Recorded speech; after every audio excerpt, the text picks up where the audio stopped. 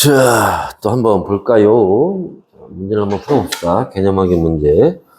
자, 전자는, 자, 원자핵에 의해서 원자에 속박되어 있죠. 그럼 뭐 때문에? 전기력 때문이겠지. 플러스 마이너스 사이에 작용하는 거니까. 그지? 그 다음에 물질은, 자, 전기적 성질에 따라 뭐의 이동에 따른, 전자의 이동에 따른, 전류가 흐른다는 건 전자가 이동하는 거죠. 특히 자유전자, 속박되어 있지 않은, 그죠? 원자에서 빠져나온 자유전자의 이동에 따라서 나누는 거지. 그 다음에, 자, 반도체인데 불순물이 첨가되지 않은 반도체래요. 그걸 우리가 순수 반도체라고 한다 그랬죠.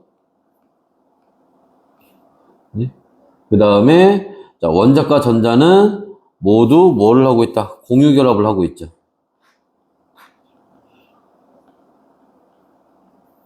그래서 남는 전자나 부족한 전자가 없다는 얘기예요. 그치? 자, 거기에 자 불순물을 집어넣어요. 그치? 그래서 P형 반도체의 경우에는 원자과 전자가 4개의 교수에 원자과 전자가 몇 개인 원소를, 그치? P형 반도체는 붕소 같은 걸 집어넣는 걸 얘기합니다. 3개가 되겠지. 그죠? 그 다음에 자 원자과 전자가 4개인 교수에 원자과 전자가 5개인 원소를 첨가한 거, 인 같은 거, 그런 걸 첨가한 거, 그걸 N형 반도체라고 한다 그랬죠. 그지? 그 다음에, 자, P형 반도체와 N형 반도체를 결합한 반도체 부품, 정류작용한대요. 다이오드.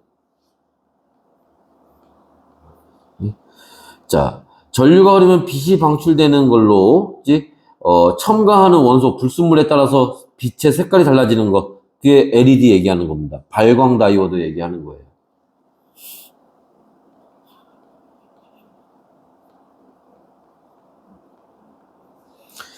전선에 이용되는 구리도선은 도체이고요. 전선의 피복은 부도체겠지, 당연히. 그 전류가 흐르면 안 되겠죠. 그 다음에 외부 변화에 의해 전기 전도도가 달라져서 각종 센서나 첨단 기술에 활용이 된다. 그게 뭐 얘기하는 거? 반도체 얘기하는 겁니다.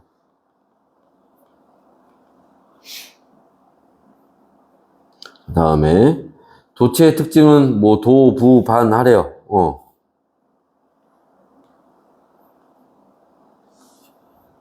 도체, 반도체, 부도체. 일단 답은 이렇게 됩니다. 그래서 전류가 잘 흐르는 거 도체. 그죠? 특정 조건에서 전류가 흐르는 거 반도체. 전류가 잘 흐르지 않는 거 부도체. 그죠? 그 다음에 2번에 결론이 OX, X 요렇게 들어갑니다. 그치?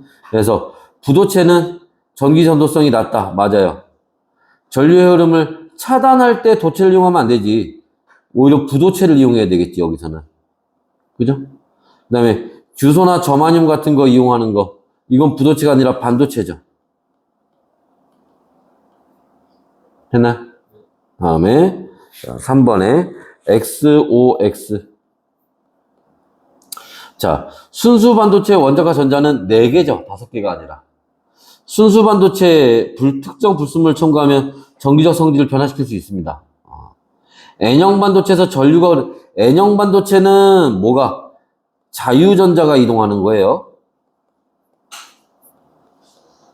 그치? 이때 N형, P형 얘기하는 게 네거티브하고 포지티브 이거 얘기하는 거야. 그래서 자유전자가 적극적으로 이동하는 거하고, 그지? 자유전자가 이동하면서 생기는 양공의 이동으로, 생기는 거를 P형 반도체라고 하는 거야, 그래서. 그래서, X가 되겠지. 이때 여기 뭐 양전하를 띠는 입자라고 했는데, 이거는 이렇게 바꿔야겠다. N형 반도체가 틀렸다기보다는, 요게 틀렸다고 봐야겠네. 음전하.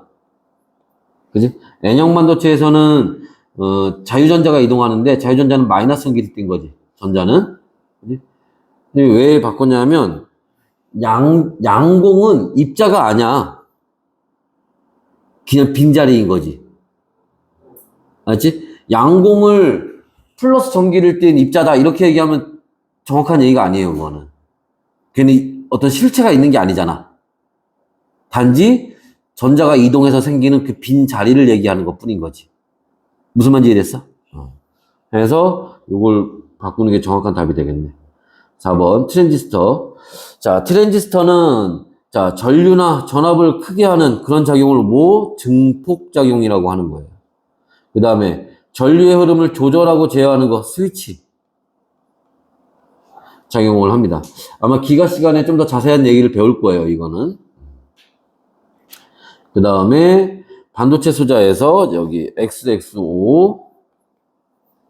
그러면 유기발광 다이오드는 전류가 흐르지 않아도 유기물질 자체에서 빛이 방출된다. 아니죠. 전류가 흘러야 방출되는 거야.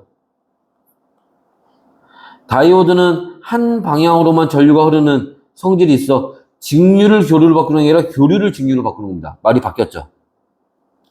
직접 회로는 매우 많은 트랜지스터나 다이오드 등을 하나의 칩으로 만든 것이다. 맞아요. 반도체의 전기적 성질을 활용한 거.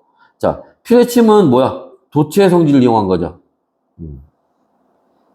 전연장갑은 부도체.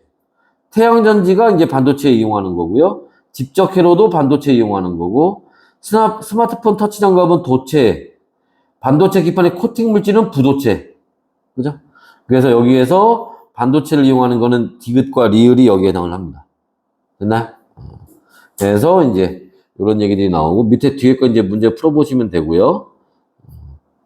그리고 이제, 이번 수업에는, 이게, 쭉쭉 넘어가. 2단원이 끝났어요. 이제 3단원 갑니다. 이제 시스템과 상호작용.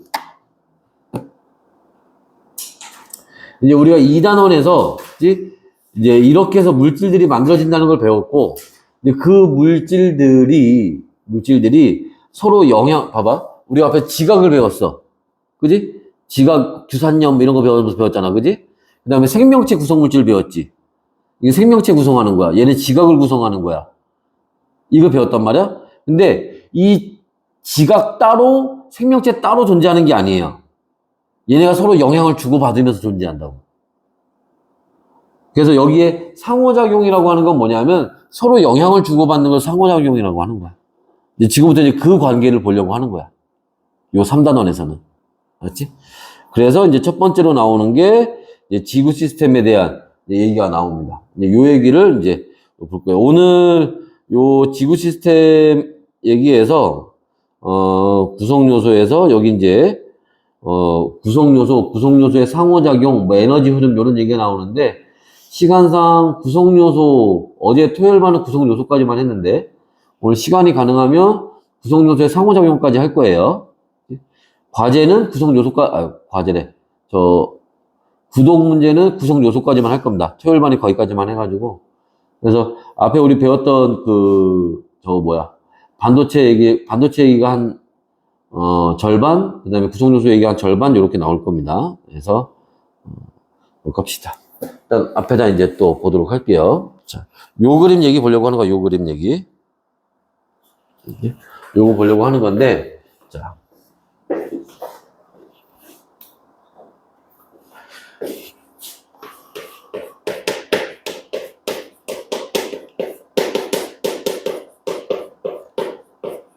지구라는 시스템이 있어요. 지구라는 게 있는데 이 지구는 뭘로 구성되어 있니? 라고 하는 걸 보자는 거야. 그치? 그래서 외권, 기권, 수권, 직권, 그리고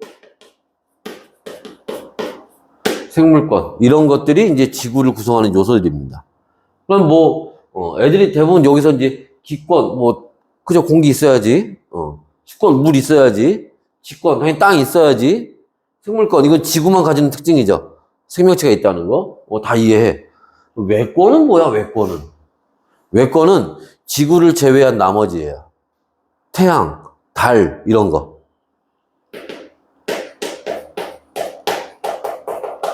지구 밖에 있는 애들.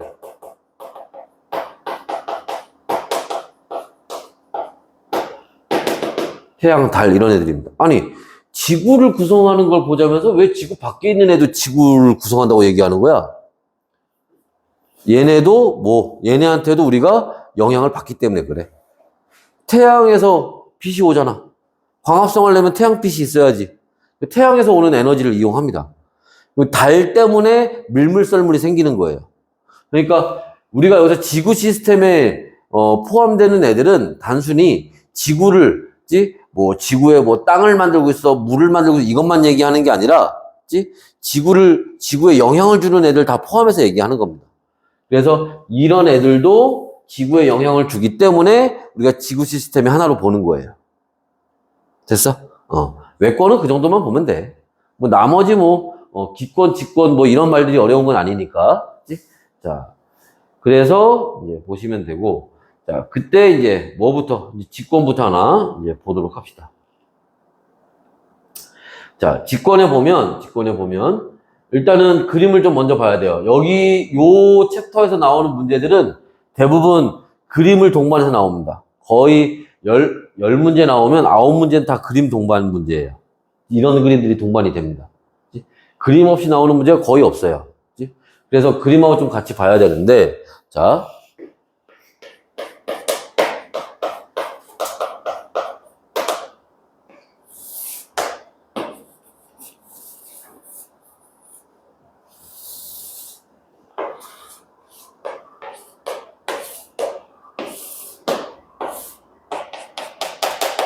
이렇게 해서 있는데,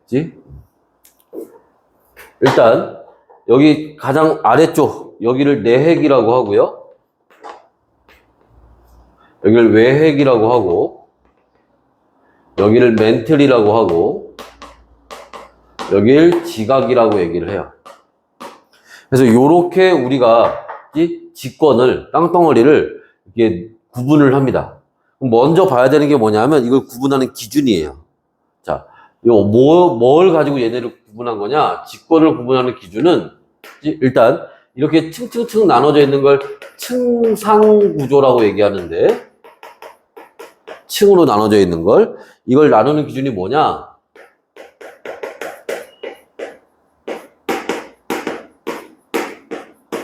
깊이에 따른 상태입니다. 그럼 상태가 어떻게 되길래? 내핵은 고체예요.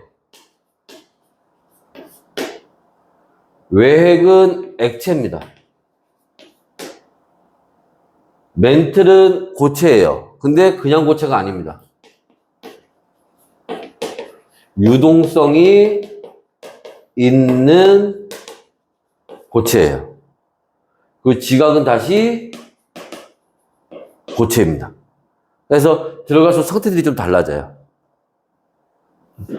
이거 받겠니, 이거를? 지진파로 조사한 거지. 땅속으로 뚫고 들어간 것도, 인류가 뚫고 들어간 게 얼마야? 옛날에 러시아에서 몇 킬로더라? 10킬로인가 20킬로인가? 뭐 그거밖에 못 들었어. 더 이상 뚫고 들어갈수록 너무 뜨거워서 들어갈 수도 없을 뿐더러 저번에 한번 유튜브에서 봤는데 어느 8km인가 뚫고 들어갔더니 안에서 막 이상한 소리가 들리더래. 무슨 소리인가 이렇게 막 자세히 들어보니까, 거기서 일하던 사람들이 자세히 들어보니까 막 사람들 비명 소리 같은 게 들리더래. 지옥을 건드렸나? 하여튼 뭐 그렇대. 자, 여하튼. 그래서 이렇게 이제 나누게 되는데, 여기서 이제 제일 중요한 거는 멘틀이 제일 중요하고요. 그 다음에 외핵입니다. 요 두 군데가 제일 중요하고, 그 다음에 얘네 구성 원소를 좀 알아야 되는데, 외핵이나 내핵은 주로 뭐하고? 철하고 니켈로 구성되어 있어요. 이거 우리가 지구 만들 때 배웠죠? 마그마 바다 단계에서 철과 니켈 같은 무거운 애들은 가라앉고, 그지? 그 다음에 산소나 규소 같은 가벼운 애들은 위로 떠오르고, 그지? 그래서 여기는 산소하고 규소 같은 애들이 이제 줄을 이루고 있겠지. 됐나? 자, 그래서 이런 거 알아두시면 되고. 자, 그 다음에 이제 각각의 특징들을 봅니다. 오늘 지금 보는 것처럼 봐봐. 그림 나와 있죠? 그지? 구조가 나와 있어요. 그 옆에 보면 각각의 특징들이 이렇게 정리가 되어 있습니다. 자, 기권입니다. 그림 나와 있죠? 이것도 층상 구조입니다. 그지? 그 옆에 각각의 특징들 나와 있죠? 그지? 수권입니다. 이것도 층상구조입니다. 옆에 각각의 특징들 나와 있지. 머릿속에 어떻게 정리해야 되는지 알겠어? 여기도 그냥 물론 이론적으로 이렇게 원리가 저렇게 되는 거구나 라는 것도 알고 있어야 되겠지만 일부분은 그냥 단순 암기이기도 해요. 근데 이해를 하고 암기를 하면 좀 더 잘 오래 가겠지, 머릿속에서.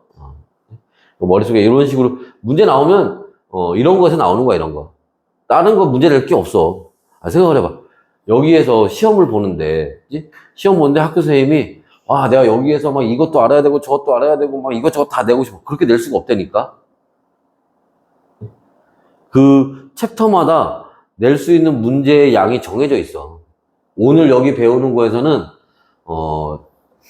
보통 한 2문제, 3문제까지 잘 안 나와. 보통 한 2문제 정도 나온단 말이야.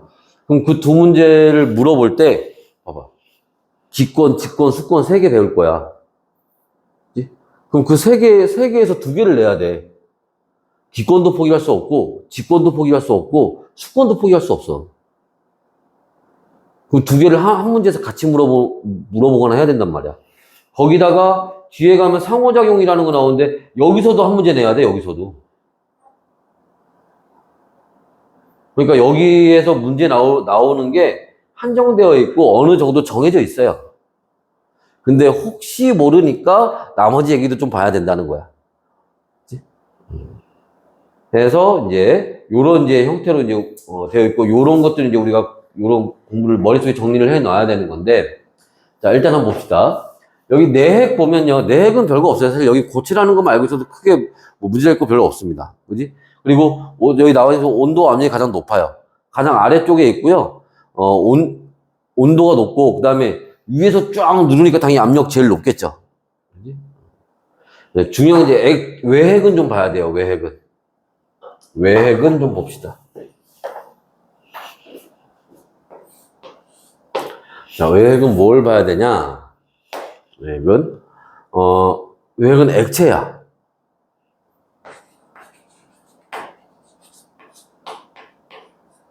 얘가 액체이기 때문에 뭐가 나타날 수 있어? 대류 현상이 나타날 수가 있어요. 흐르는 성질이 있으니까. 대류가 나타난다는 게 뭐야? 뜨거운 건 가벼워지니까 위로 올라가고, 차가운 건 아래로 내려가는 거지. 그죠? 대류 현상이 나타날 수가 있습니다. 이런 대류 현상이 나타나면, 여기서 어떤 일이 생기니? 물질이 이동하는 거잖아. 그지? 철 원자가 흘러. 철 원자가 흘러. 철 원자가 흐르면, 철 원자에 딸려있는 전자들도 같이 움직이는 거야. 그럼 전자들이 움직이면 뭐가 흘러? 전류가 흐르지. 그럼 전류가 흐르면 뭐가 생겨? 그지? 전류에 의한 자기장이 생기지. 그래서 이 대류 현상이 나타나면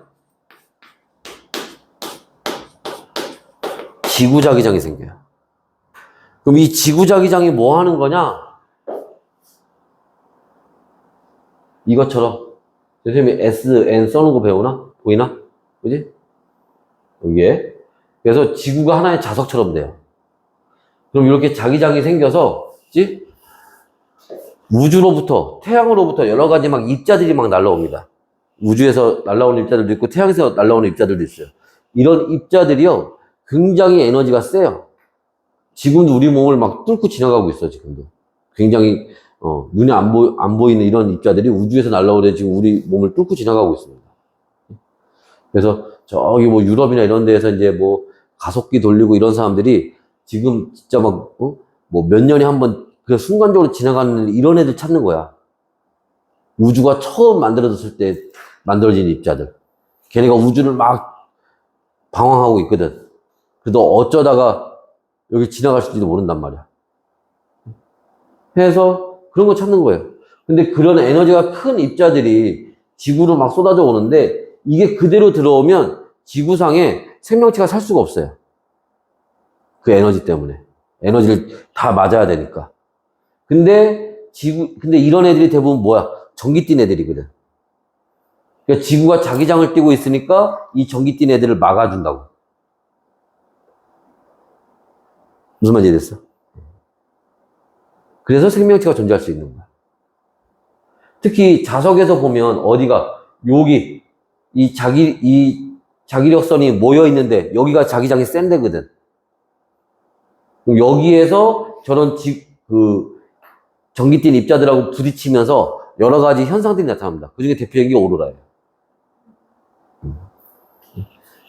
그래서 다시 보면 그래서 이런 지구 자기장 때문에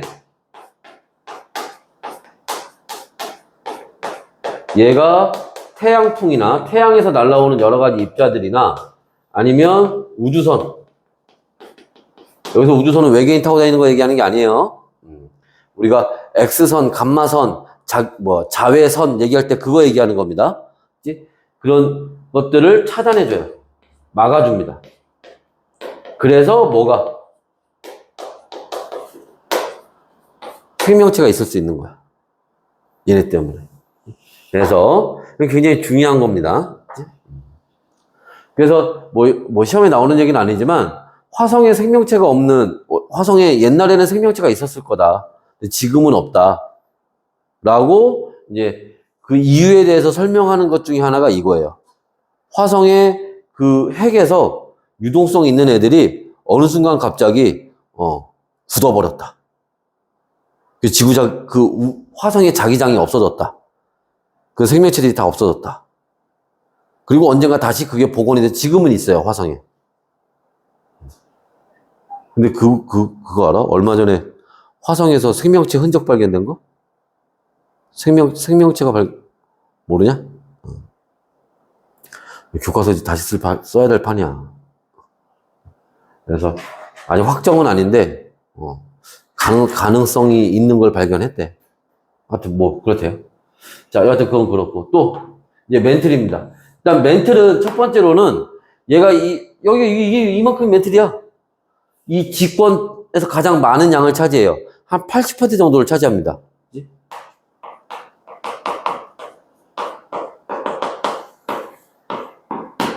직권의 약 80% 정도입니다. 그리고 자, 얘는 고체는 고체인데 유동성 있는 고체야. 흐르는 성질이 있대. 그치? 왜 그러지? 이 멘틀에 방사성 동위원소라는 애들이 있어요.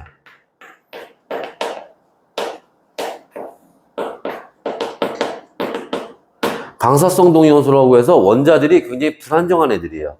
걔네들이 깨집니다. 붕괴해요. 그치? 이게 나중에 이제 2학기 가면은 핵분열을 배울 거야. 핵발응을 합니다. 그러니까 핵발전소에서 열에너지 만드는 것처럼 붕괴합니다. 이때 얘가 붕괴되면 자세히 몰라도 돼. 이때 붕괴되면서 이때 열에너지가 발생해요. 그 열 에너지 때문에 여기서 이렇게 붕괴가 일어나면서 열 에너지가 발생해서 여기가 다 녹아버리는 거야, 여기가. 녹아서 완전히 액체처럼 되는 건 아니지만 용암 흐르듯이 되는 거지, 얘들이. 마그마처럼 돼, 마그마가. 그치? 그럼 얘네들이 여기서 이제 이렇게 흐르는 성질이 나타난단 말이야. 그럼 얘네가 움직이면 요 위에 땅덩어리가 어떻게 돼? 요 위에 땅덩어리도 이걸 따라서 움직이는 거예요. 이게 대륙의 이동입니다. 그치? 그래서 이런 열에너지가 발생하고, 그래서 얘가 유동성을 가지게 되는 거고,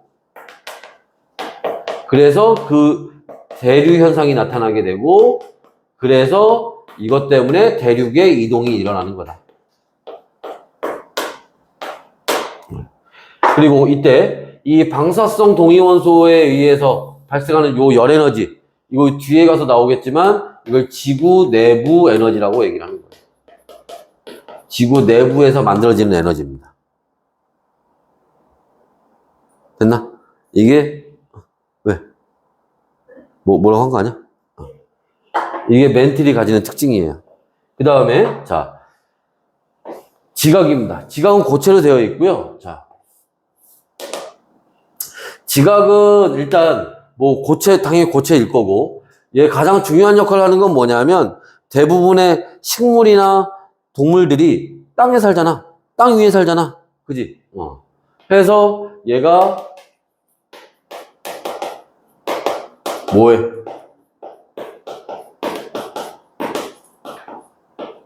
생물들의 서식처를 제공해주죠. 또, 자, 이 지각은 종류가 있어요. 아까 우리 그림에서 잠깐 나왔었는데, 요렇게. 해양지각과 대륙지각. 여기 바다에 있는데 여기 있는 게 해양지각, 여기 육지 있는데 이제 대륙지각, 이렇게 나눠지는 겁니다. 그래서 종류가, 자, 뭐가 먼저 나와 있어? 손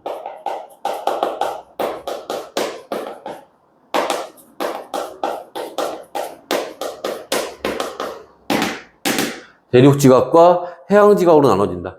대륙지각은 두께가 두꺼워요.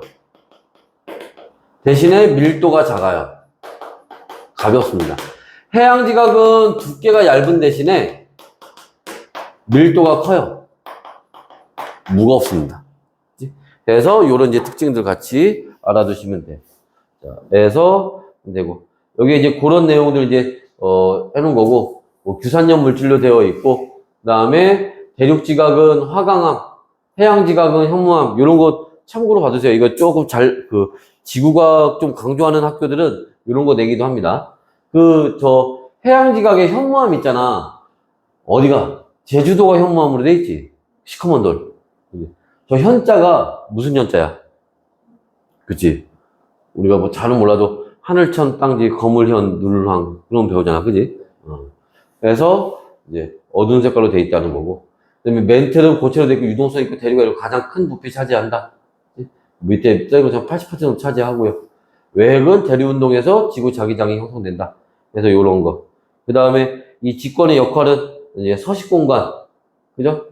제공해주고, 여기 뭐 물질들도 공급해주죠. 영양분이나 이런 것들, 특히 식물들한테, 그죠? 그 다음에 뭐 화산 활동도 한다. 그래서 여러 가지 변화에 영향을 주기도 한다. 이런 것들은 가볍게 읽어보면 됩니다. 어려운 건 아니니까.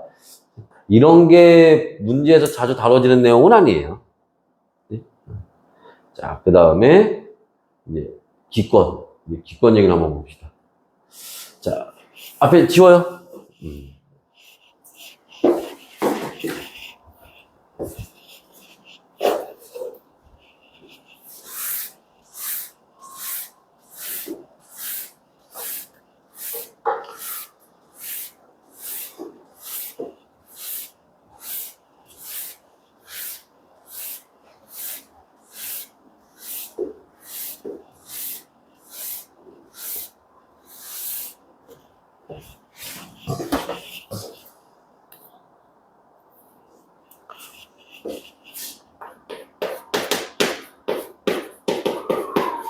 기권에서 먼저 받을 것 중에 하나는 뭐냐면은, 구성하는 물질들.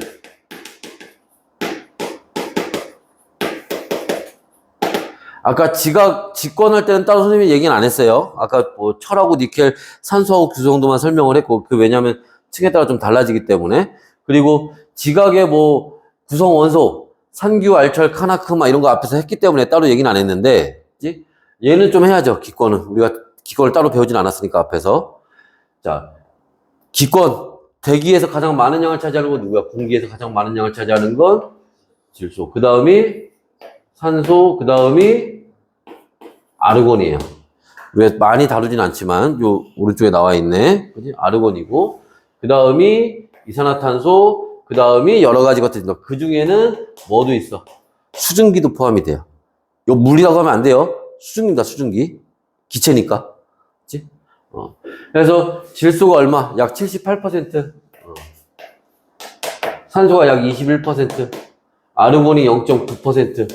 여기까지 하면 99.9%예요. 그지? 그리고 이산화탄소가 0.03%. 기타 등등등 이렇게 가는 거죠. 그지? 그래서 요렇게. 자, 그 다음에 이제 우리 아까 앞에서 봤던 것처럼 이제 층상 구조를 한번 볼 건데,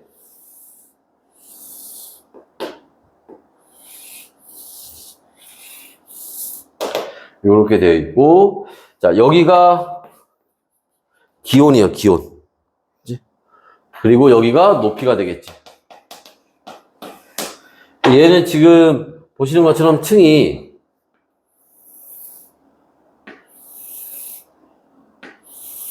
요렇게 4개의 층으로 나눠지게 되고, 제일 아래쪽을 대륙권, 그 위에 성층권, 그 위에 중간권, 그 위에 열권 해서 이렇게 4개의 권역으로 나눠지게 됩니다. 근데 여기서는 첫 번째로 봐야 되는 게 뭐냐면은 왜 이렇게 온도가 낮아지니, 온도의 변화가 생기니 라는 겁니다. 아까 잠깐 얘기했지만 이렇게 나눠지는 이유를 좀 알아야겠지. 그러니까 이 구분하는 걸 알아야겠지. 그래서 층상 구조인데 얘도 자 뭐를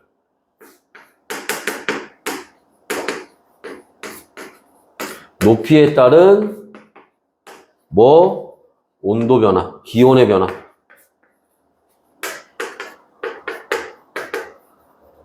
이게 층상을 나누는 기준이 되는 거예요. 높이에 따라 기온이 어떻게 변하는지. 그래서 기온이 감소하다가 증가하다가 감소하다가 증가하다가 이렇게 가는 겁니다. 그러면 온도가 왜 저렇게 변하지? 라는 거를 여기 이렇게 한번 봅시다. 여기에 난로가 하나 있어요. 여기도 난로가 하나 있어요. 조그만 난로가 하나 있습니다. 여기 대따시 큰 난로가 하나 있어요. 내가 여기 요렇게 서 있어. 난로 옆에. 겁나 뜨겁겠지. 내가 이렇게 오른쪽으로 이동해요. 그럼 갈수록 요 난로에서 요게 A라고 합시다. A 난로에서 멀어지니까 온도가 낮아지겠지. 근데 여기 난로가 B라는 난로가 하나 또 있네? 그럼 어딘가를 지나가면서부터는, 그지? 다시 온도가 올라갈 거야. 됐어? 얘한테서 멀어지면서 온도가 낮아졌는데, 어느 지점인가를 지나면서부터는 얘의 영향을 받기 시작하면서 온도가 다시 높아질 거예요. 그랬다가 얘를 지나쳐서 또 여기서 이제 멀어지면, B에서 멀어지면 온도가 낮아질 거예요. 그러다가 어느 순간인가를 또 지나면서부터는 요 난로의 영향을 받아서 온도가 다시 높아질 거야. 이해됐어? 이게 저기서 온도 변하는 원인이야. 이게 지표면이에요. 요 B가 성층권입니다. 성층권에 뭐가 있길래? 성층권에 왜 난로가 있어? 오존층이 있죠. 저 멀리에 겁나 큰 난로가 하나 있어요. 누가 있어? 태양이 있지. 그래서 자, 이게 무슨 말이니? 태양에서 에너지가 막 와요. 태양에서 오는 에너지를 누가? 지표면이 흡수를 합니다.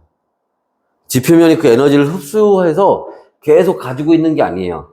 흡수했다가 다시 내놔야 돼요. 지구가 태양에서 오는 에너지를 계속 먹기만 하면 지구는 계속 에너지가 쌓이겠지. 그럼 점점점 뜨거워져서 다 녹아버려요. 지구는 태양에서 오는 에너지를 먹어. 그리고 먹은 만큼 다시 쌓아야 돼. 그래서 태양에서 오는 에너지를 먹고 그 에너지를 다시 내보냅니다. 그래서 우리가 여름에 한창 더울 때 막 아스팔트 보면 막 아지랭이 막 피어오르잖아. 그게 그런 거죠. 지표면에서 막 열 에너지가 빠져나가니까. 그러니까 이 지표면에서 지금 열이 나오고 있는 거야. 그러니까 당연히 지표면에서 멀어지면 온도가 어떻게 돼? 낮아지겠지. 난로에서 멀어지면 온도가 낮아지는 것처럼. 그러니까 저 히말라야 산이나 히말라야 산맥에 에베레스트 산이나 이런 데 꼭대기 가면 눈이 있잖아. 춥잖아, 거기는. 지표면에서 멀어지니까. 네? 그래서 온도가 낮아지는 겁니다. 그러다가 요 중간에 가면 여기에 뭐가 있어? 오존층이 있어요. 오존층은 태양에서 오는 에너지들 중에서 누구를? 자외선을 흡수하는 놈이에요. 그래서 태양에서 오는 에너지는 1차적으로 여기 오존층에서 한번 흡수가 됩니다. 그리고 나머지가 자외선을 제외한 나머지는 쭉 들어와서 지표면에 흡수되는 거야. 그럼 얘가 오존층에서 자외선을 흡수했다가 마찬가지야. 얘도 흡수만 하는 애가 아니라고. 흡수한 것만큼 다시 내뱉어야 돼요. 그럼 얘가 다시 여기서 이걸 내뱉어요. 그게 열 에너지로 나온단 말이야. 그러니까 다시 여기에 가까워지면 온도가 올라가겠지. 우리가 이 난로를 지나서 온도가 낮아지다가 오존층에 가까워지면 다시 온도가 올라가는 거야. 그래서 온도가 이렇게 올라가는 현상이 나타나는 겁니다. 그러다가 얘한테서 이제 멀어지면 다시 온도가 낮아지겠죠? 그래서 온도가 쭉 낮아지다가 다시 어느 순간부터 다시 온도가 올라가요. 왜? 태양이 있거든. 이제 태양에 가까워지니까 다시 온도가 올라가는 거야. 됐어요? 그래서 이런 이유로 이제 온도의 변화가 생긴다. 자, 그리고 이제 아까 우리 봤던 것처럼 이제 각각의 특징들을 좀 봐야 되는데 그 전에 요거 하나만, 요 숫자 하나만 외웁시다. 이 기권은 높이가 약 얼마? 1000km까지. 근데 그 중에 대륙권이 차지하는 거는 약 한 10km 정도밖에 안 돼요.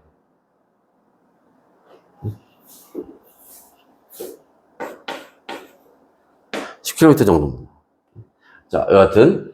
자, 그래서 이제 각각의 특징들을 이제 우리가 볼 건데, 이 얘기 볼 겁니다.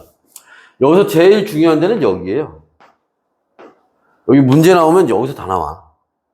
그리고 가끔 여기나 여기가 나옵니다. 여기 거의 안 나와요. 대륙권에서 문제, 딱 한 문제 내야 되면 대륙권에서 문제 낼 거야, 여기는. 자, 그럼 대륙권은 뭐가 그렇게 중요하니? 대륙권은 첫 번째. 자, 이게 기권이라는 게 쉽게 해서 공기 있는데 대기권 얘기하는 거잖아. 공기 있는데 얘기하는 거잖아.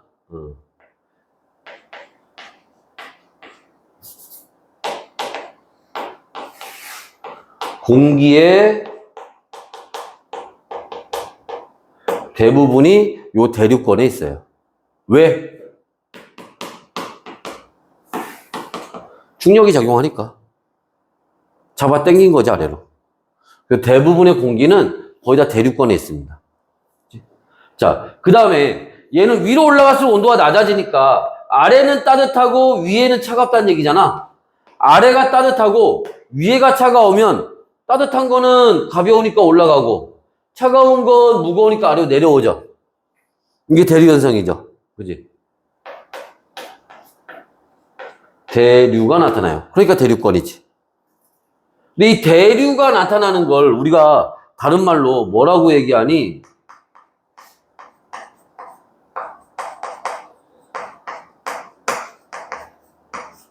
대기가 불안정하다 이렇게 얘기하는 거야. 불안정한 게 좋은 거야, 나쁜 거야? 그런 뜻이 아니라 그랬지. 안정하다, 불안정하다, 좋다, 나쁘다 뜻이라 아니라 그랬잖아.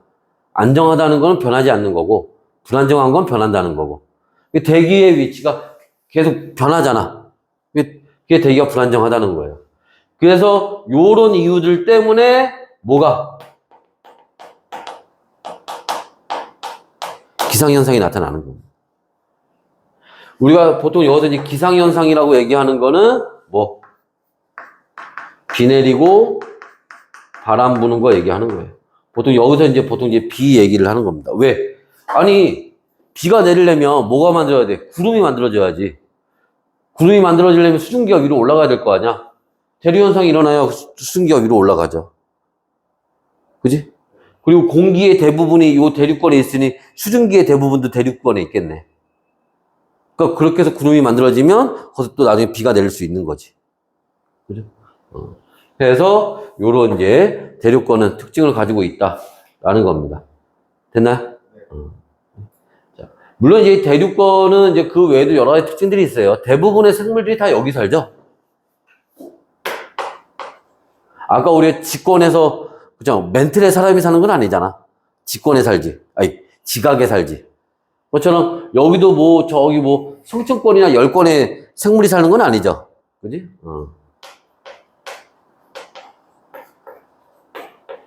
얘가 대부분 생물들의 서식처가 되겠지.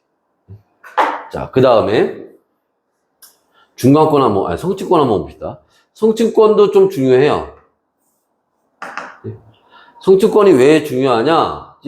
성층권 아까도 얘기했지만 뭐가 있어? 오존층이 있지? 오존층이 뭐를? 자외선을 흡수 차단해요. 그래서 얘 때문에 뭐가 육상생물이 나타날 수 있는 거야. 오존층이 없어도 생물은 나타날 수 있어요. 왜냐하면 아까 선생님이 지구자기장 얘기하면서 태양풍이나 우주선 얘기했잖아. 얘네는 땅이고 물이고 상관없어요. 지금도 지구를 막 뚫고 지나가고 있단 말이야. 우리 몸도 막 뚫고 지나가고 있다고. 그러니까 얘네로부터 도망칠 수 있는 방법은 없어요. 무조건 다 맞는 수밖에 없어. 근데 그걸 지구자기장이 다행히 막아줘서 지금 괜찮은 거지. 그런데 물은 자외선을 막을 수 있어요. 물은. 그래서 최초의 생명체가 원시 바다에서 만들어진 거야. 물속에는 자외선이 못 들어가니까. 그때 당연히 물 밖에 육상에는 생명체가 존재할 수 없습니다. 나중에 오존층이 생기고 나서 그때 가서 육상생물이 나타난 거예요. 없었으면 지금도 모든 생물은 다 물속에 있어야 돼. 됐어요? 그래서 자, 오존층 덕분에 육상생물이 나타날 수 있었다라는 거고요. 그 다음에 얘는 아래가 차갑고 위에가 따뜻하네. 대류현상이 나타나 안 나타나? 그지? 대류가 나타나지 않으니까 우리가 얘를 뭐라고? 대기가 매우 안정되어 있다고 얘기하는 거지. 얘가 대기가 안정되어 있기 때문에 뭐로?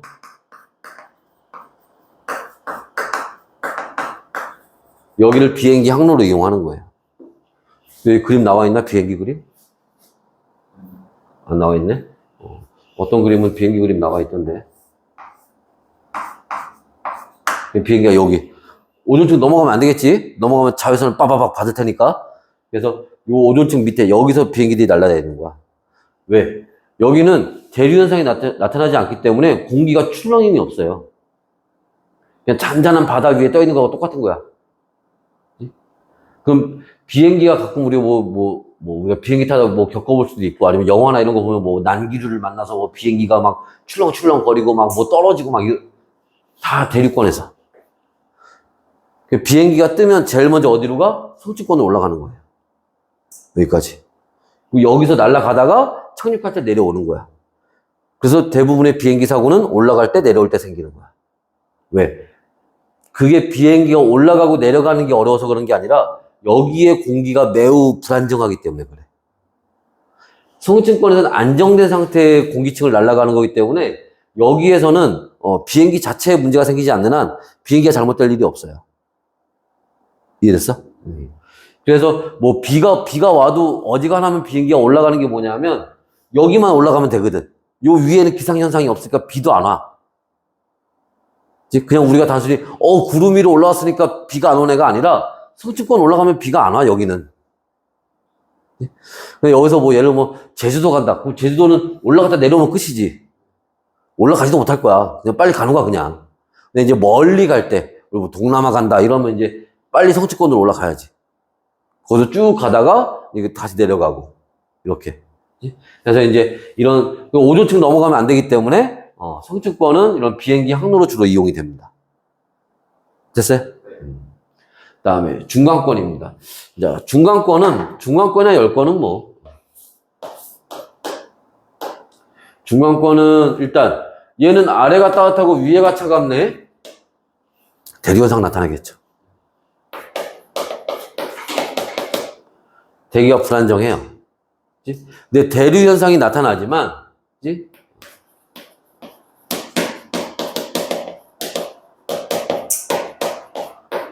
여기에서 기상현상이 나타나진 않아요. 여기 대류작용, 대류현상이 있어서 비 내리고 한다며. 여기는 왜 안 되냐? 대류현상만 있다고 비 내리는 거 아니잖아. 수증기가 있어야지. 근데 대부분의 공기는 밑에 있다며. 중간권에는 공기가 별로 없어요.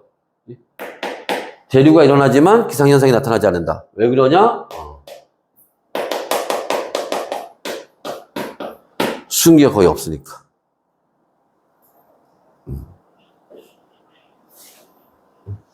그 다음에 이제 우리가 가끔 뭐, 별똥별 떨어진다, 뭐 유성이 떨어지고 뭐 그럴 때, 운석 떨어질 때, 그지? 여기에서 유성우가 나타나는 게 여기에요. 왜 보통 운석이 떨어지면서 공기하고 막 마찰해가지고 막 불타오르고 막 그걸 우리가 보는 거 아니야? 환하게 빛나는 걸, 그지? 그 공기하고 마찰하는 게 대부분 요 중간권에서예요. 중간권에 공기가 아예 없는 건 아니야. 맞지? 마찰로 그런, 운석을 태워버릴 정도의 공기는 있는 거예요. 맞지? 그래서, 유성우가 보통 목격이 돼. 우리가 밤하늘에 봤는데 저기 막 별똥별 막 떨어지고 있어. 걔는 지금 중간권을 지금 날아가고 있는 거야, 지금. 이해됐어요?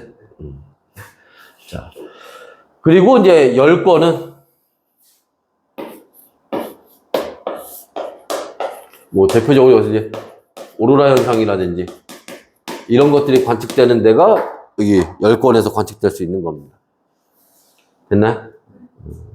그리고 뭐 그것도 알아두세요. 여기 저기 있는 게 그 일교차가 매우 크다는 거, 공기가 희박해서 그것도 알아두시고. 저거는 무슨 얘기냐면은 이런 이제 기권이 하는 역할들 중에 여러 가지 역할들이 있지만, 대표적으로는 호흡에 필요한 아니면 광합성에 필요한, 그죠? 탄소나 이산화탄소를 제공해주는 역할도 하죠. 그지? 그리고 또 하나는 뭐냐면, 온실효과예요. 우리가 맨날 뭐 지구온난화가 어쩌고 얘기하지만, 기본적으로 온실효과는 좋은 거야. 이게 심해지면 문제가 되는 거지. 그치? 기본적인 온실효과는 좋은 겁니다. 그래서 온실효과라는 게 뭐냐면, 그치? 우리가 요새 겨울같이 추울 때, 집에 보일러도 안 들어오지만, 잘 수 있는 건 이불을 덮어서. 이불 같은 역할을 하는 거예요. 그래서 이불을 덮으면 내 체온 때문에 이 이불 안에 있는 공기가 데펴질 거 아니야. 이불이 없으면 그 데펴진 공기가 어떻게 돼? 다 딴 데로 빠져나가 버리겠지. 그럼 나는 계속 추운 거야. 근데 이걸 이불을 덮어서 딱 가둬 놓으니까 이 따뜻해진 공기가 딴 데로 안 나가잖아. 그럼 나는 계속 열을 만들 필요가 없지. 이 안에 따뜻하니까. 그지? 그런 역할을 해주는 거야. 이 기권이. 대기권이 그런 역할을 해주는 겁니다. 그치? 그러니까 대기가 있으면 이렇게 돼서 온실효과 때문에 기본적으로 온도를 높게 유지시켜 줄 수가 있어요. 그치? 그래서 낮에는 당연히 태양빛을 받으니까 온도가 높지만 밤이 되면 겁나게 추워야 돼. 근데 이 온실효과 때문에 겁나게 춥지 않은 거야. 근데 열권은 공기가 희박하잖아. 별로 없죠. 이 온실효과 거의 안 일어나겠지. 그러니까 밤과 낮의 온도 차이가 커요. 그게 일교차가 크다는 얘기가 그 얘기하는 거야. 이거는 당연 달 가자, 달. 달은 밤에 겁나 춥고 낮에 겁나 뜨거워. 그래서 물론 거기 이제 밤과 낮의 그 시간 차이가 굉장히 길어요. 밤이 보름이고 낮이 보름이야. 그치? 근데 이제 그래서 우리가 달에 뭐 사람이 가고 그지? 뭐 유인우주선이 왔다 갔다 하고 뭐 옛날에 뭐 갔다 오고 막 그랬잖아. 어디로 가냐? 그치? 언제 가냐면 낮에서 밤으로 넘어갈 때 저녁쯤이나 새벽쯤에 가는 거야. 한낮에 가면 너무 뜨겁고, 그러니까 달 기준으로 달의 한낮이나 달의 한밤에 가면 너무 덥거나 너무 추워. 약간 새벽, 약간 저녁 요때 가는 거야. 덜 덥고 덜 추울 때. 그래서 일교차가 매우 크다는 거. 이런 이제 특징들 알아두시면 돼요. 이게 이제 우리가 기권에서 볼 수 있는 얘기들입니다. 갔다 와. 얼굴 안 보이게. 얼굴 안 보이게. 녹화하고 있으니까. 글로 지나갈 수 있을까?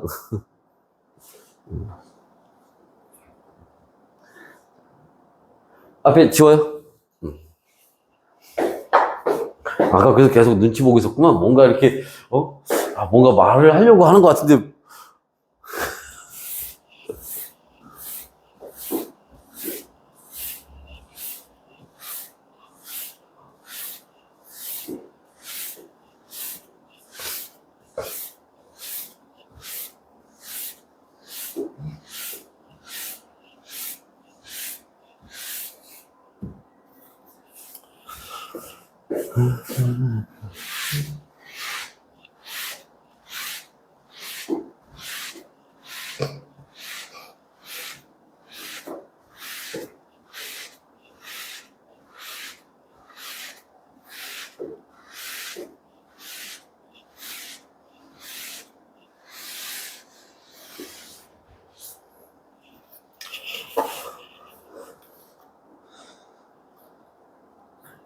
그래서 우리는 또 마저 좀 진행을 좀 합시다.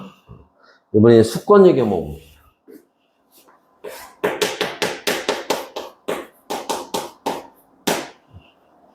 수권은 일단 뭐 물이죠, 물. 뭐 구성 원소 뭐 이런 거 따질 필요 없지. 여기는 그냥 다 물 얘기하는 건데 여기서는 그 물의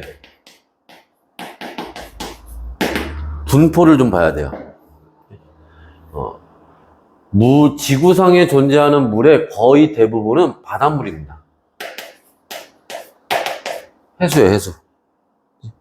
그래서 여기 나와 있네. 해수입니다. 근데 이 바닷물은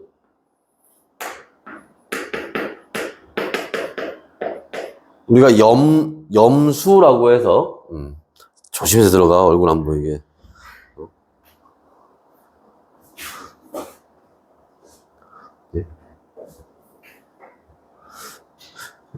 보는 애들이 100만 명인데 100만 명이 자, 됐으면 좋겠다. 100만 명씩. 자, 그래서 바닷물은 염수라고 해서 짠물이야, 짠물.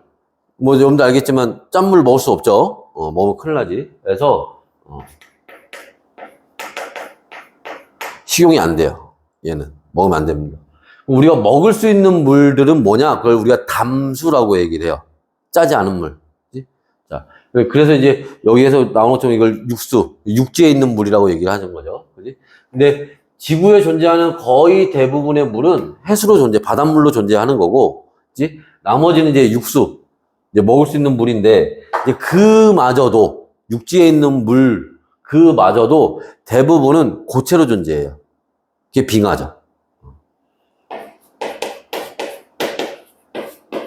빙하로 존재합니다. 그러면 이제 우리가 마실 수 있는 그 액체로 되어 있는 물로 대부분 땅 속에 숨어 있어요. 그게 지하수죠.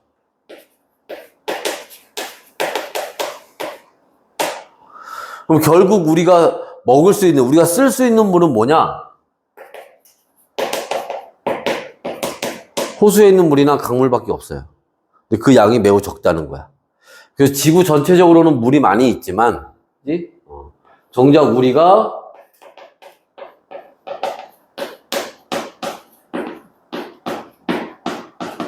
이용 가능한 물은 그렇게 많지가 않아요. 물론 지하수나 이런 거 뭐 개발해서 쓰기도 하지만 전체 지하수에 비하면 그 양은 뭐 극히 적은 거고 대부분 우리는 요걸 이용을 하게 되겠지. 여기서 하나. 여기에 지금 뭐는 포함이 안 돼 있지? 수증기는 여기에 포함이 안 돼요. 수증기는 아까 우리 봤던 기권에 포함됩니다. 같은 물이 H2O지만.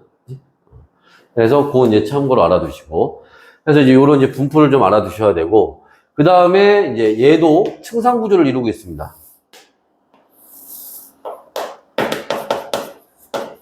수온, 그 다음에 깊이. 요렇게 되어 있고. 자, 얘를 요렇게 나눠서. 자, 여기를 우리가 뭐라고? 혼합층이라고 부르고요. 여기를 수온약층이라고 부르고,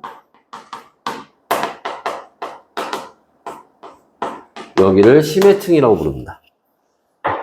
이렇게 나눠서 부르게 되는데, 그리고 뭐 참고로 얘기하면 요 표면을 표층 이렇게 얘기합니다. 뭐 이름 자체가 어려운 건 아니죠. 표층이란 말이.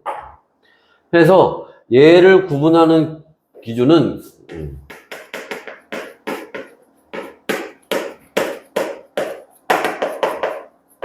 깊이에 따른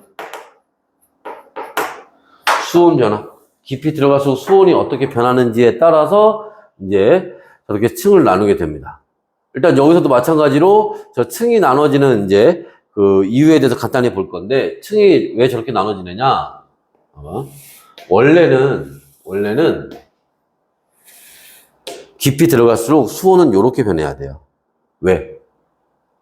수온의 변화는 누구의 영향을 받느냐? 태양에너지의 영향을 받아요. 그래서 표층에 있는 애들은, 가장 바깥쪽에 있는 애는 태양에너지를 많이 받으니까 온도가 높겠죠. 근데 태양에너지가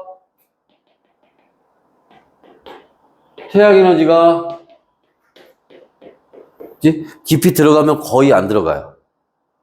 저 밑에 깊은 데 들어가면 거기는 햇빛이 아예 안 들어가기 때문에, 그래서 거기 사는 생물들은 막 눈이 퇴화되어 있고 막 이러잖아. 그래서 빛이 거의 들어가지 않습니다. 그러니까 여기는 태양에너지의 영향을 거의 받지 않으니까 수온이 굉장히 낮아요. 그럼 당연히 우리가 봤을 때, 아, 그래? 그러면 깊이에 따라서 온도가 낮아지는 거니까 이렇게 온도가 낮아져야겠네. 이렇게 생각하는 게 정상이야. 그런데 좀 다르죠. 왜 저렇게 그려졌냐? 원래는 이렇게 변해야 되는 건데, 얼라리오.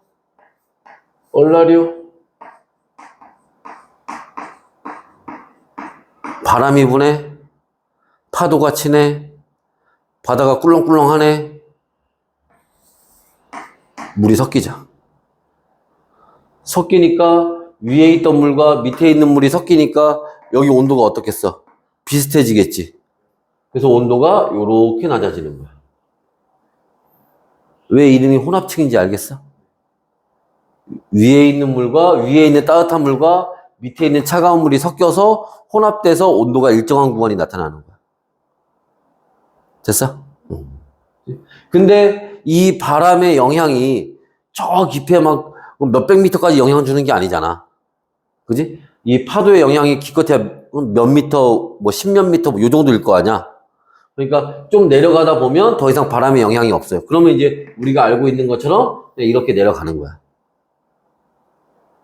그러다가 어느 정도 내려가게 되면 더 이상 온도가 변화가 없이 아래로 쭉 떨어집니다. 이게 온도가, 여기 온도가 얼마게? 4도씩에. 여기 온도 그래프 나와 있나? 여기 봐봐. 온도가 쭉 떨어지면, 야, 떨어질 거면 0도씨까지 떨어지지. 야, 어설프게 돼 있지? 이게 4도씨야, 4도씨. 왜? 그치, 물 중에 가장 무거운 물이 몇 도씨 물? 4도씨 물이야. 그래서 얼음이 물 위에 뜨잖아. 얼음이 무거워, 물이 무거워.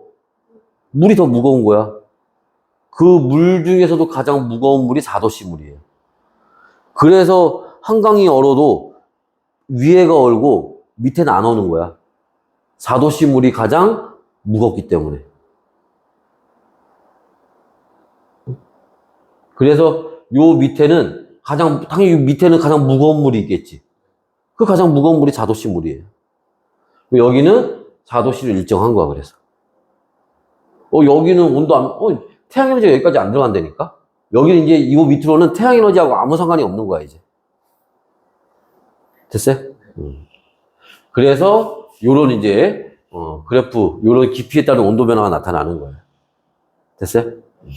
자, 해서, 이제 각각의 또 특징들을 좀 봐야 되는데, 일단 심해층 같은 경우에는 좀 전에 얘기했던 것처럼, 그런 특별한 특징보다는, 얘는 태양에너지하고 상관이 없고요.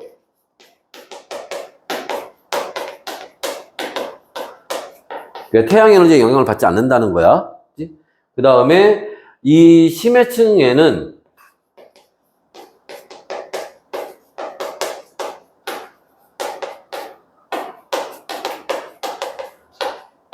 영양염류가 많아요. 영양염류가 뭐냐? 물고기의 먹이입니다. 물고기의 먹이가 되는 애들이에요. 이게 많아요, 여기에. 그 다음에, 자, 혼합층은 좀 전에 얘기했지만, 뭐 때문에 생기는 거야? 바람 때문에 생기는 거지.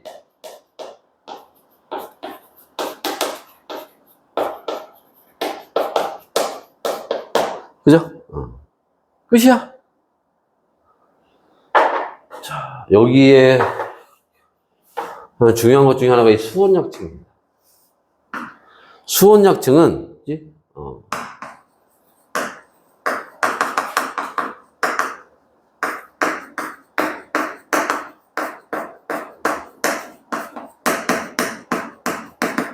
온도 변화가 나타나는 거예요.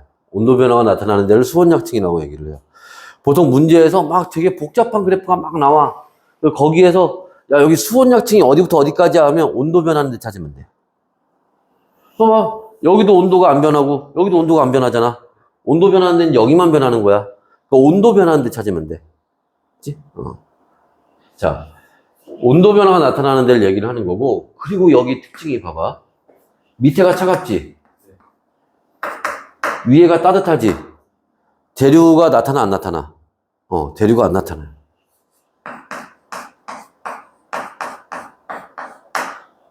다른 말로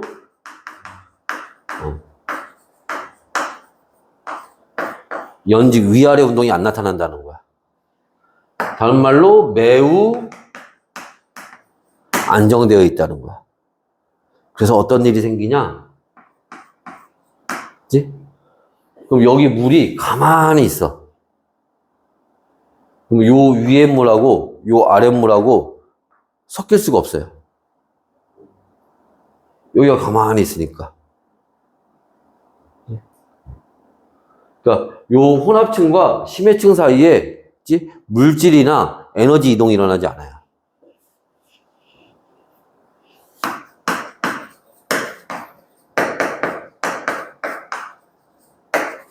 얘가 위아래 물질과 에너지 이동을 차단하는 역할을 하게 됩니다. 그러면 무슨 일이 벌어지니? 좀 전에 선생님이 얘기했잖아. 여기에 물고기의 먹이들이 많다며. 여기에 물고기 먹이들이 많다며. 여기는 물고기가 많아요. 왜? 얘네들 숨 쉬고 살아야지. 여기에 산소가 많을 거 아니야? 공기가 여기 있으니까. 여기가 물고기가 많아. 먹이는 여기에 많아. 미치겠지. 올라와야 되는데. 못 올라와. 그걸 누가 막아줘? 누가 막아주는 게 아니지. 누가 막고 있는 거야? 수온약층이 막고 있는 거야, 이거. 됐어요? 자, 해서 이제 요런 이제 특징을 가지고 있습니다. 저 수온약층이 좀 중요한데, 자. 해서 이제 요렇게 이제 층으로 나눌 수 있고, 각각의 층은 요런 특징이 있다. 자, 근데 요 얘기가, 이제 뭐에 따라서,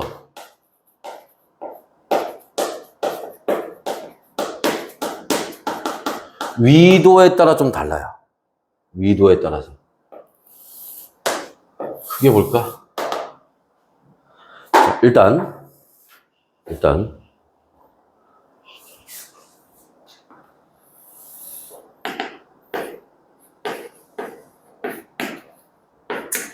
고위도 극지방은 그래프가 이렇게 그려져요.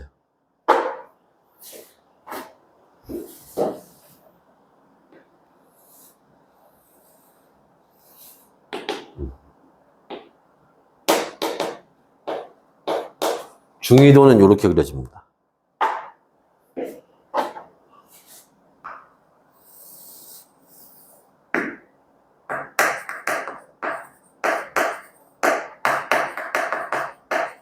저위도, 적도인 데는 이렇게 그려져요. 중위도는 우리나라 정도가 되겠지. 이렇게. 왜 이런 차이가 생기냐? 일단 고위도부터 먼저 볼까? 고위도? 여기부터 볼까? 이거부터? 표층이죠. 적도는 표층의 수온이 높겠지. 당연하지. 하루 태양 에너지를 겁나게 받고 있는데. 중위도는 적당히 받으니까 수온도 적당해요. 고위도 극지방은 어떻겠어? 굉장히 춥겠지. 여기나 온도 차이가 별로 없어요. 그래서 그냥 일직선 쭉 내려오는 거야. 그래서 이 고위도의 특징 중에 하나는 뭐냐면 저런 층상구조. 특히 수온약층. 이런 게 생기지 않아요. 이게 고위도의 특징입니다.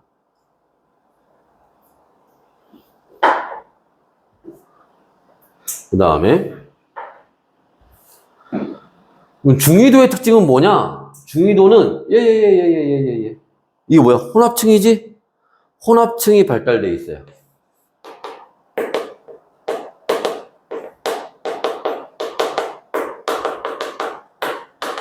혼합층이 발달되어 있다는 얘기는 혼합층의 두께가 두껍다라는 거예요. 왜 그러냐? 중위도는 바람이 잘 불거든. 바람이 세게 불거든. 그래서 혼합층이 두껍게 나타나요. 됐어? 그 다음에 저위도. 저위도는 이거야, 이거. 이거. 이게 뭐냐? 이걸 우리가 수온약층이 발달되어 있다 얘기하는 건데, 수온약층이 발달되어 있다는 얘기는 무슨 뜻이냐면은 온도 차이가 크다는 거야. 당연하지. 요 밑에는, 여기는 봐봐, 심해층으로 내려가면 여기는 어차피 봐봐, 여기에 요거는 아까 뭐 때문에 온도 차이 생긴다 그랬어. 이건 태양 에너지 때문에 생긴다 그랬지. 태양 에너지가 많이 들어오고 적당히 들어오고 거의 안 들어오고. 여긴 태양 에너지하고 상관 있어 없어? 여기 태양 에너지 상관없어요. 그러니까 위도에 상관없이 여기 온도가 다 비슷해. 그러니까 여기랑 온도 차이가 클수록 수온약층이 발달되어 있다는 거야. 됐어? 자, 해서 이렇게. 그러면 이제 이건 이제 문제 나오는 건 아니지만 저 극지방에서 내려오는 물이 있어. 그걸 한류라고 해요. 저위도에서 올라오는 물이 있어. 그걸 난류라고 해요. 얘네들이 만나는 지점을 우리가 뭐라고 해? 그지? 중학교 때 배우지? 왜 고이가 되는 애들이 모르지, 그걸? 참 답답하네, 아주. 그지? 뭐야? 좋은 어장이 형성된다라는 거잖아. 왜? 밑에서 올라오는 여기는, 그지? 물도 따뜻하고, 그지? 산소도 많고, 그래서 물고기가 많이 살아. 물고기가 많이 올라와. 근데 저 극지방에서 내려오는 데는, 자, 여기 극지방은 층산구조가 없지. 층산구조가 없다는 얘기는 요 위에도 영양염류가 많다는 얘기지. 아까 여기 있던 영양염류가 요 위로 왜 못 올라가? 수온약층 때문에 못 올라간 거잖아. 근데 극지방은 수온약층이 없잖아.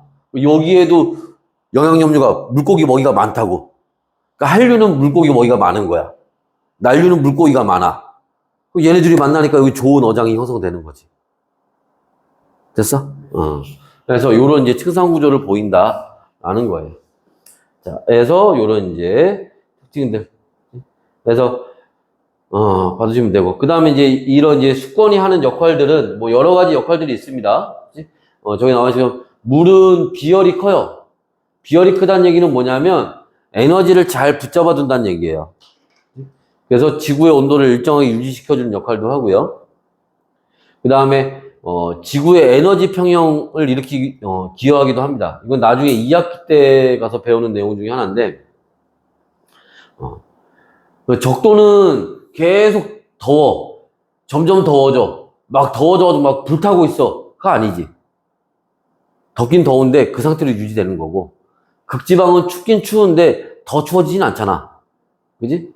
그 평형을 이룬다는 얘기는 극지방하고 적도가 온도가 같아진다는 뜻이 아니라 더는 안 더워지고 더는 안 추워진다는 얘기야. 그게 왜? 바닷물이 계속 움직이면서 에너지를 운반시켜주기 때문에 그래. 그건 나중에 좀 더 자세히 배울 거고. 그 다음에 이제 뭐 서식처를 제공해주거나 이렇게 합니다. 이런 걸 그냥 읽어보면 돼요. 이런 걸 문제 잘 나오진 않습니다.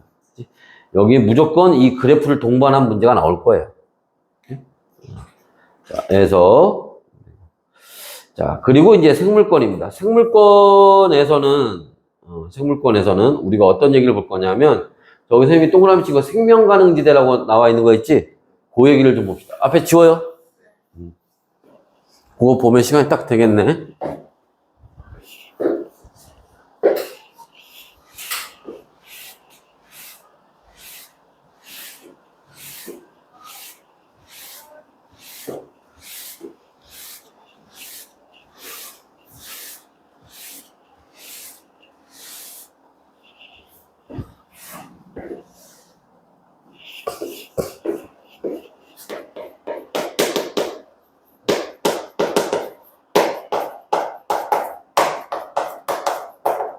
일단 태양계에는 뭐 현재까지는 뭐 지구에만 생명체가 있고, 그것도 뭐 확실한 건 아니지만, 그지? 뭐 다른 은하계 가면 또 뭐가 더 있을지 모르겠지만, 여하튼 이런 생명체가 가능하기 위해서는 당연히 여러 가지 굉장히 많은 조건들이 있겠죠. 근데 그 중에서 가장 1순위가 되는 건 뭘까? 과학자들이 저 멀리 어딘가에 어디 해성에 생명체가 있는지 찾을 때 제일 먼저 찾는 게 거기에 물이 있는지야. 그냥 H2O 있는 거 찾는 거 아니야. 액체 상태에 물이 있는지를 찾는 거야.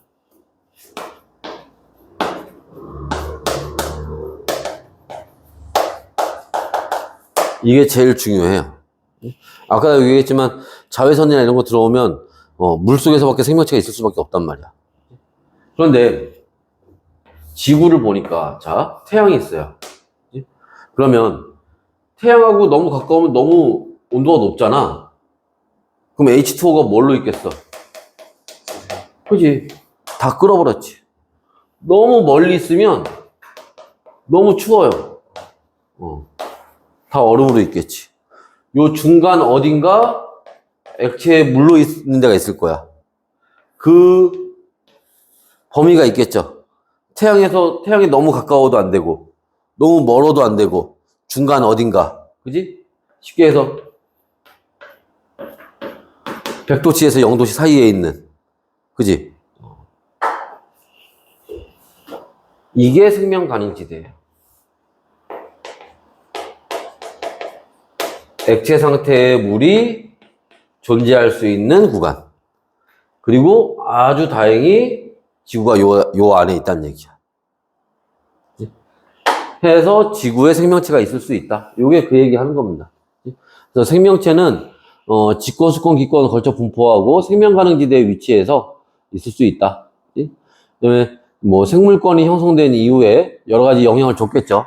그지? 생물도 그 영향을 받았을 거고, 그 다음에 생물도 영향을 줬겠지. 지금 인간 같은 경우 가장 많은 영향을 주고 있겠죠, 지금. 그지? 그런 얘기 하는 거고. 그 다음에 외권은 아까 기권이 어디까지였어? 1000km까지였단 말이야.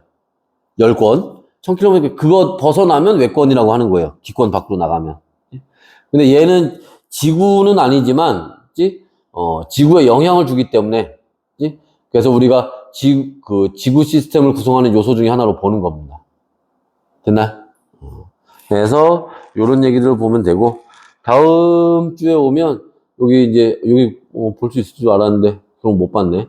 서로 상호작용, 영향을 주는 이거 뭐 어려운 얘기는 아니니까 간단히 보도록 합시다. 그래서 자 여기 보고 나면 이제 뒤에 넘어가서 이제 뭐 판구조론 요런 얘기들 나올 거예요. 일단은 우리가 다 끝나지는 않았기 때문에 과제는 그 앞에 것까지만 합시다. 그 아까 반도체 나온데 거기 내신 만점 문제 있죠? 거기까지 하는 걸로 합시다. 자, 여기까지 할게. 아니야. 수고했어요.